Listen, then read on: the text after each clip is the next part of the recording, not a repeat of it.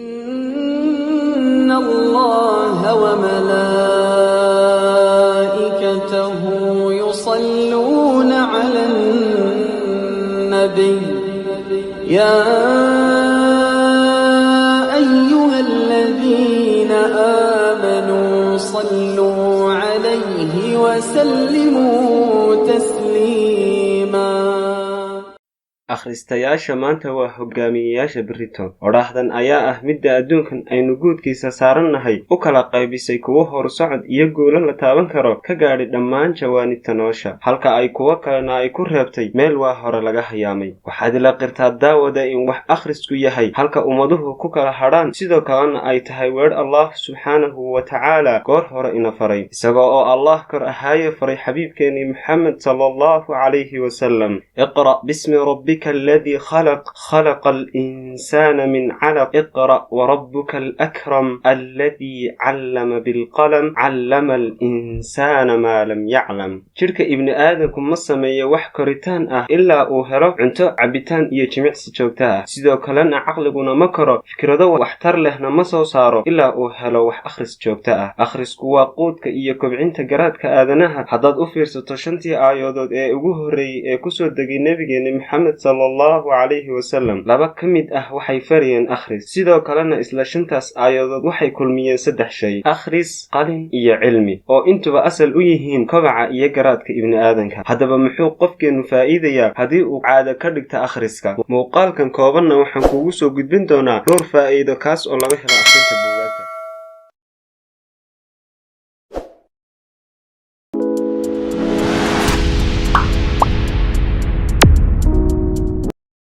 faa'iidada koobaad ee uu akhrisku ina dhaxalsiinaya ayaa ah inaynu ka helno aqoon cusub oo aynan hore u aqoon. Waxaa xaqiiq ah in qofka uu ka akhris badan yahay uu ka aqoon iyo garasho badan yahay qofka aan waxba akhriyin. faa'iidada labaad ee uu akhrisku ina dhaxalsiinaya ayaa ah in uu kordhinayo cimrigeena. waxaad isweydiinaysaa sidee? Mitaal basiid ah aan ku siiyo. haddii aynu maanta isku da' jirno, mathalan da'da 20 sano, oo aad maanta adigu akhrido buug laga qoray taariikhihii hore, qarni ama nus qarni laga joogo, waxaad ka dhigan tahay qofna qarni iyo 20 sano, halka aan anigu noolahay kaliya 20 sano. waayo adigu waxa aad garanaysaa isirkii iyo tafiirtii ummadaas, sidoo kale dhaqankii iyo caadooyinkii ay lahaayeen, caasimadihii iyo magaalooyinkoodii ganacsi. sidoo kale waxaad la sheekaysanaysaa dad adduunkan hore uga tegay, weydiinaysaana siday nolosha u arkayeen, oo aad ka qaadanaysaa intii wanaagay ku anfacda, kana tegaysaa wixii halaagay ee hilinka guuldarrada u horseeday. waa sida aan ku leeyahay qofkeena wax akhriya waxa uu ka hayaa xogo iyo fikrado aanu haynin qof ay isku da' yihiin mooye qof kale. faa'iidada saddexaad ee uu akhrisku ina dhaxalsiinaya ayaa ah akhrisku waxa uu qofka siiyaa caafimaad. cilmi baadhisyo badan ayaa lagu sheegay in qofka wax akhriya uu ka caafimaad badan yahay garaad ahaan